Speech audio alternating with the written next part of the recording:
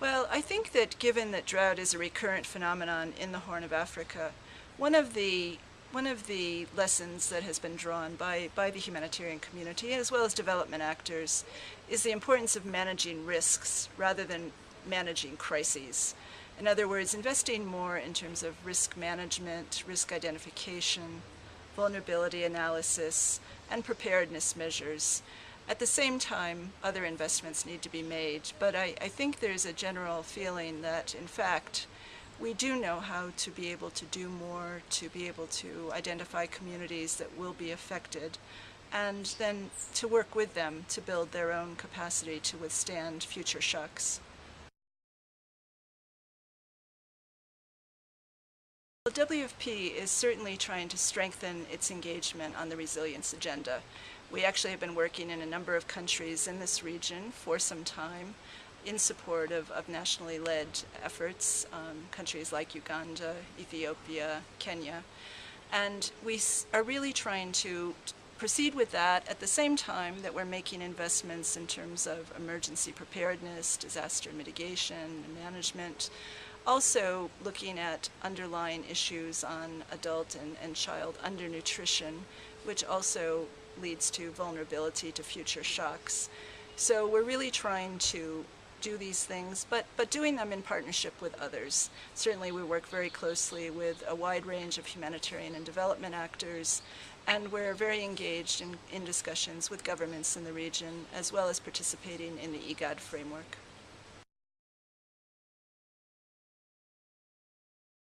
One of the really encouraging things in the follow-up to the 2011 drought is that there's been a really heightened awareness about the importance of knowledge sharing and sharing lessons between countries.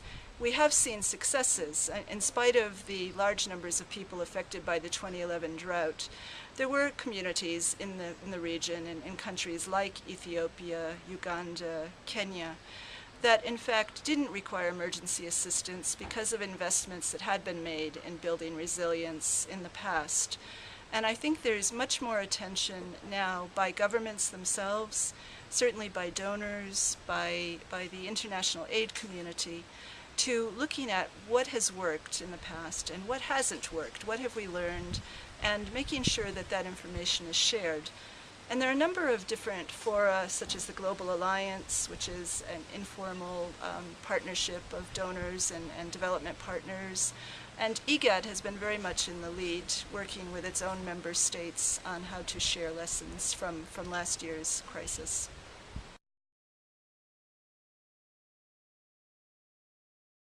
What we really need to do now is to line up in support of the nationally led frameworks for building drought resilience in the region.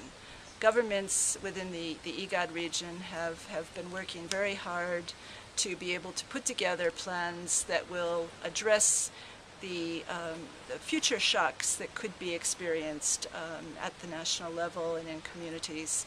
And I think that the development and humanitarian organizations need to come together to support that, to see how they can contribute.